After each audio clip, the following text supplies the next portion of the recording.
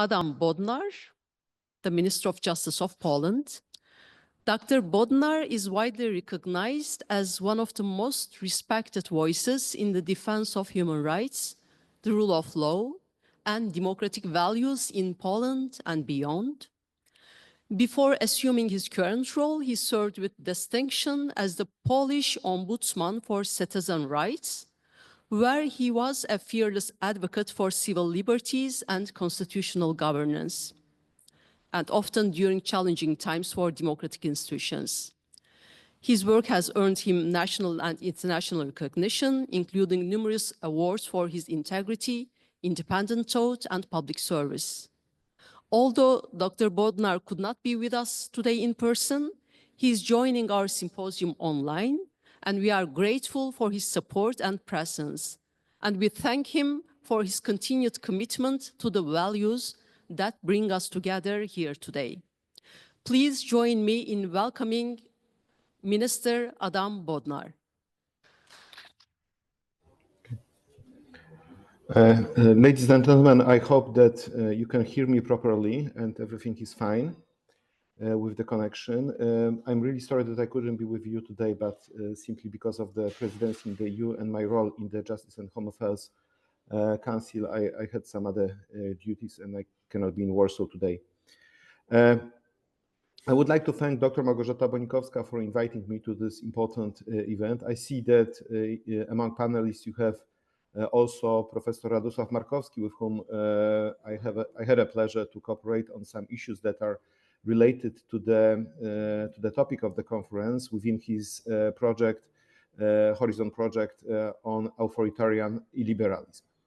And basically, I would like to start by saying that we are, as it was presented in the introduction, we are in this process of getting out of the big illiberal trouble we were for 8 years in Poland, and there are different scholar notions to describe what was happening in Poland during that time. Some scholars name it illiberal democracy, some other period of illiberal populism, some other abusive constitutionalism. I have written once a paper that was using the theory by Stephen Levitsky and Lucan Way of so-called competitive authoritarianism to describe the situation in Poland.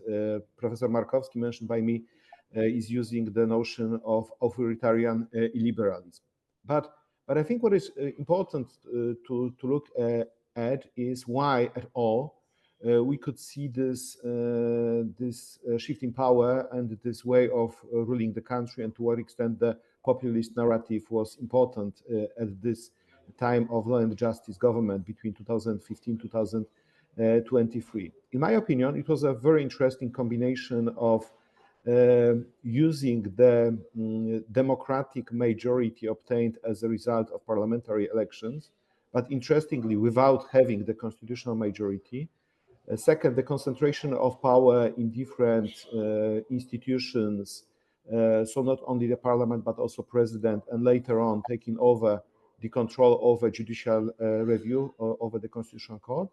But what was important in this context was also a specific type of narrative, like using that kind of a narrative about kind of a moral superiority, like the right to represent the nation and the national values, about presenting any opposition voices and opposition political groups and non-governmental organizations that were contrary to the policy of the government as a kind of enemies of the people, enemy of the majority, and also this kind of a position of presenting that we know what is better for the society, for the nation itself. It was a little bit connected with some sense of nationalism and use of this narrative. Also, the element of fear was used as a method of power.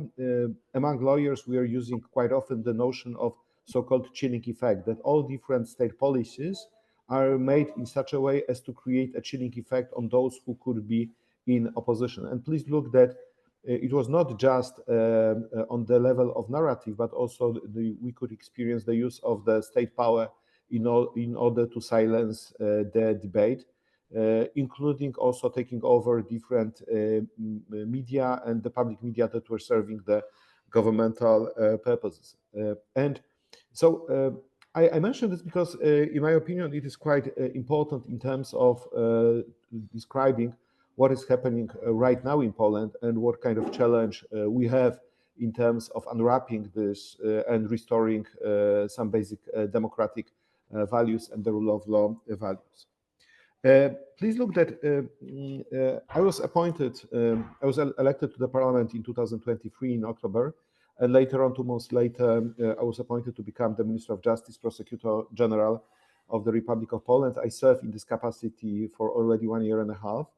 And I would like to say that after this very difficult period of illiberal rule, we have a lot of challenges how to restore or how to recover the democratic values and the rule of law. So my principal task is to make institutional recovery from the point of view of the rule of law.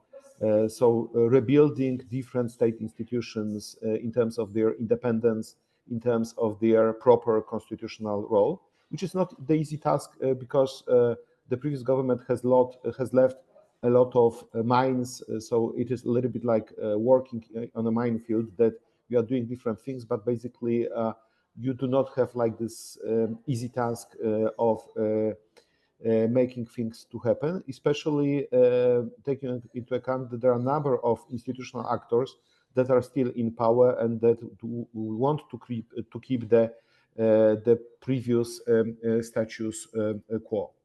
But there is like I think quite interesting aspect of this recovery, which is the process of accountability. And interestingly, in this process, you may see even today some traces of populism, because in my opinion, accountability is important part of this rebuilding of the rule of law. Take into account number of abuses we had in Poland, a number of financial affairs, use of Pegasus spyware, abuse of public power for political purposes. There is like a long list of cases that are investigated these days in which charges are presented. But interestingly, what I face on a daily basis is a kind of a pressure coming also from democratic forces saying that you should speed up, that this process of accountability should go faster.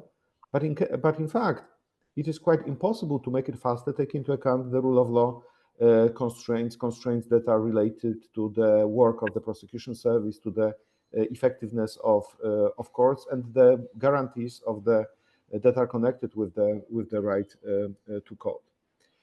I think it is important also in terms of this rebuilding, this recovery, is to put a proper emphasis on coming back to different solutions that are evidence-based, that are based on a real policy and not just on some kind of a populist emotional narrative. And I think a great achievement of this government is the legislative process, which looks these days completely differently, with a lot of influence of different stakeholders, civil society organizations, interest groups, but everything that is made in a very transparent way. And also, I think Poland these days is contributing rather to the process of European integration, also in terms of legislative process, than is undermining this process of European integration. And as I've mentioned, I'm right now, let's say, almost at the end of the Polish presidency, but I see how important the proper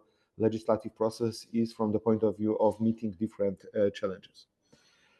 Ladies and gentlemen, I've mentioned that one of the interesting aspects of the previous government was the targeting of different individuals, civil society leaders, judges, prosecutors.